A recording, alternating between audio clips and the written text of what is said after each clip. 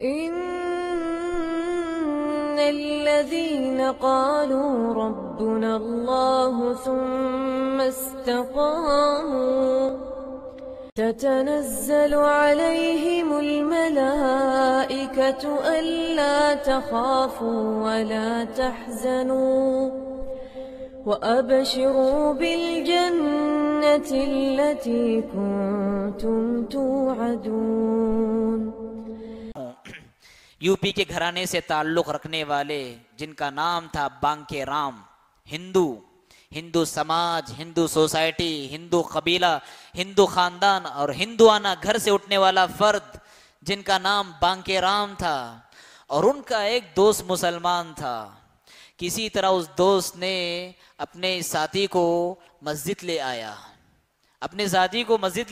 हमें भी अपने गैर मुस्लिम साथियों को मस्जिद में लाना चाहिए. ये गलत तस्वुर है और ये गलत बात है कि मस्जिद सिर्फ मुसलमानों की जगह है. गलत बात. मुसलमानों का मरकज यकीनन मसाजिद है ही, लेकिन यहाँ से तौहीद का नूर, सदाकत का नूर, अमानत का नूर, इल्म का नूर, दियानत का नूर बढ़ता है. और इस नूर से मुसलमान जहाँ फायदा उठाते हैं वहीं पर गैर मुस्लिम भी फायदा उठा सकते हैं.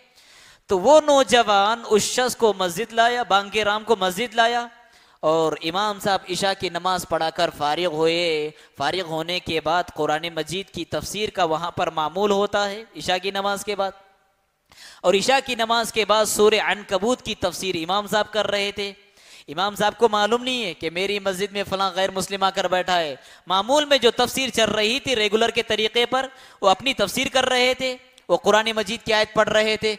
मसलुल्लज़ीन इत्तख़ज़ू मिन दूनिल्लाहि औलिया कमसलिल अनकबूत इत्तख़ज़त बैता व इन्न अवहनल बुयूति लबैतुल अनकबूत लौ कानू यअलमून. उन लोगों की मिसाल जो अल्लाह को छोड़कर औरों के दरबारों पर झुकते उनसे मांगते हैं, उस मकड़ी के जाल की तरह है जो मकड़ी का जाल के अपना जाल बनाती है.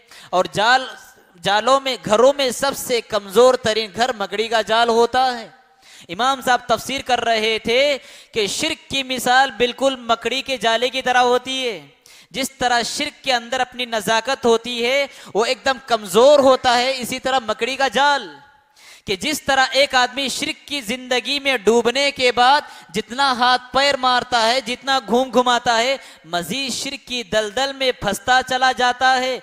बिल्कुल वैसे ही जैसे मकड़ी एक मर्तबा अपने जाल में फंसने के बाद जितना ज्यादा हरकत करती है, मकड़ी के जाल में उतनी ज्यादा फंसती जाती है.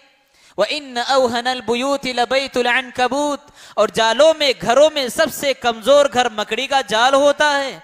चूमटी का घर तो थोड़ा महफूज होता है जो जेरे जमीन होता है.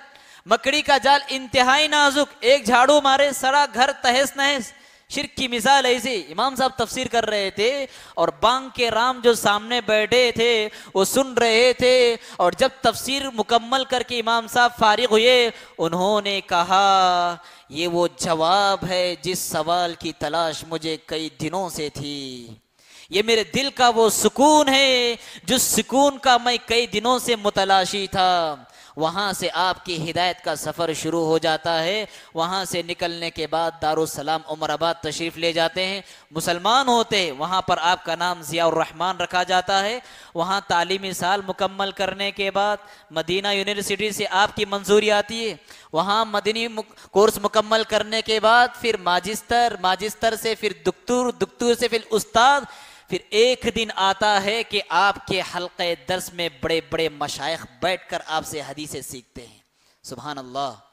है आया यूरिशे तातार के अफसाने से, है आया यूरिशे तातार के अफसाने से, पासबा मिल गए काबे को सनम खाने से. और आपने हदीस में अल-जामिउल कामिल नामी एक ज़ख़ीम किताब लिखी, 12 वॉल्यूम. अब तो उसकी तहकीक होकर और भी ज़्यादा वॉल्यूम बढ़ गई है, 12 वॉल्यूम में किताब, और हर किताब 500 सफ़ात पर, जिसमें आपने हदीसें जमा की. बांके राम थे, क्या बने?